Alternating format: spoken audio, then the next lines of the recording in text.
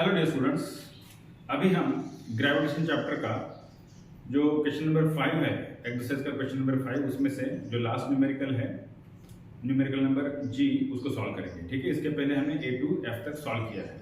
ठीक है, simple numerical है। Let us start. See numerical पढ़ लेते हैं पहले। The mass of the earth is 6 × 10⁻24 kilogram. ये अर्थ का मास है इतना। ठीक है, The distance between the Earth and the Sun is 1.5 × 10⁻11 metre. Earth और सन के बीच का जो डिस्टेंस है वो 1.5 × 10⁻11 मीटर है। ठीक है, और उनके बीच का जो ग्रेविटेशनल फोर्स ऑफ अट्रैक्शन है वो 3.5 × 10⁻22 न्यूटन है। ठीक है, हमें उन्होंने यूनिवर्सल ग्रेविटेशनल कांस्टेंट की वैल्यू भी दी है। जो कांस्टेंट होती है हमें पता है 6.7 × 10⁻11 न्यूटन मीटर स्क्वायर पर kilogram square. And they have told us what is the mass of the sun. Sun का मास कितना होगा वो कैलकुलेट करने के लिए बोला है। ठीक है, चलो तो इसके लिए जो गिवन है मैंने यहाँ पर लिखा हुआ है, mass of the earth R दिया है उन्होंने हमें, और फोर्स ऑफ अट्रैक्शन दिया है अर्थ और सन के बीच का।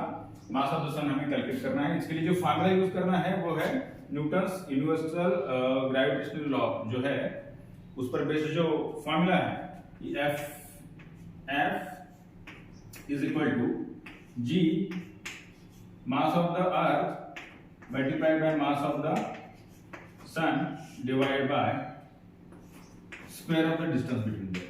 ये जो फार्मूला है न्यूटन का, इस फार्मूला को हमें यूज करना है। चलो हमें कैलकुलेट मास ऑफ द सन करना है। बाकी की वैल्यूज हमें दी है, फोर्स ऑफ अट्रैक्शन दिया है, ग्रेविटेशनल फोर्स ऑफ अट्रैक्शन दिया है, यूनिवर्सल ग्रेविटेशनल कांस्टेंट हमें पता है, मास ऑफ द अर्थ दिया है और उनके बीच का डिस्टेंस भी दिया है। चलो तो मास ऑफ द सन हमें कैलकुलेट करना है। इस फार्मूला को हम रीअरेंज कर लेंगे।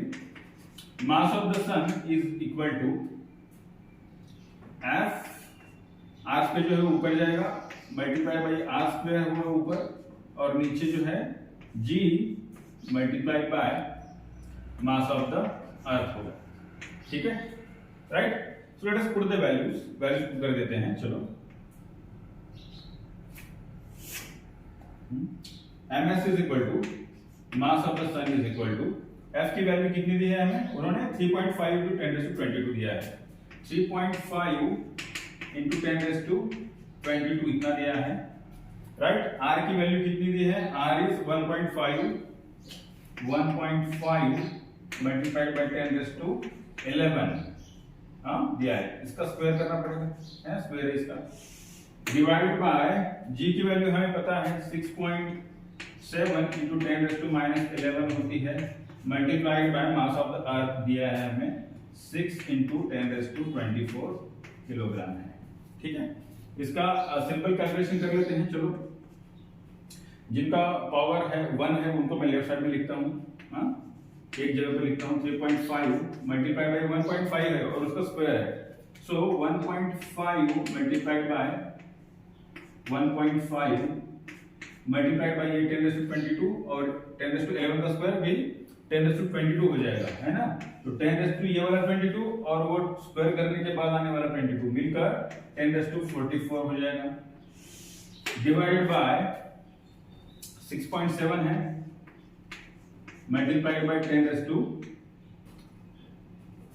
ये जो पावर है 10⁻11 वाला मैं उस साइड में लिखता हूँ और 6 को इधर लिख देता हूँ। 6 मल्टीप्लाइड बाय 10⁻11 मल्टीप्लाइड बाय 10⁻24। ठीक है, ओके। चलो अब देखो ये जो है 3.5 1.5 एंड 1.5 इनका मल्टीप्लिकेशन और इसका डिवीजन, ये दोनों मिलकर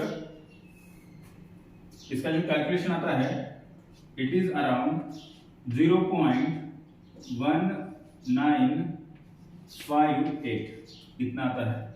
ठीक है, राइट। और मल्टीप्लाइड बाय ये क्या है, इधर 10 ऊपर 44 है और नीचे कितना आएगा 24 - 11 कितना होता है, इट बिकम्स 3 and 1 10⁻13 होगा। ठीक है, नीचे, ओके। तो यहाँ पर ऊपर क्या आएगा 10⁻44 डिवाइडेड बाय नीचे क्या आएगा 10⁻13 आएगा। 13 को अगर हम ऊपर लेके गए तो 44 - 13 हो जाएगा, तो 31 आएगा। 44 - 13 कितना आता है 31 आता है।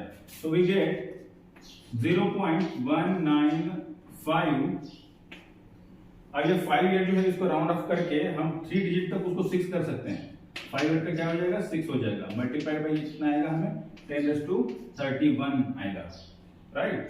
1 किलोग्राम, 1 किलोग्राम में आएगा। So this is the mass of the sun. ये क्या है, सन का ये मास है। सन का मास कितना आ रहा है 0.19 मल्टीप्लाइड बाई 10⁻31 किलोग्राम। या फिर इसी को आप थोड़ा सा रीअरेंज करके कैसे लिख सकते हो, देखो mass of the sun is equal to, ये जो डेसिमल है अगर इधर लेके जाओगे तो ये वाली वैल्यू 1 से कम हो जाएगी, right. So it becomes 1.96 multiplied by 10⁻30 kilogram. So this is our final answer. ये सन का मास होगा, ठीक है। इस तरीके से कैलकुलेट करना है, सिंपल सा न्यूमेरिकल है, ओके, ठीक है। Thank you.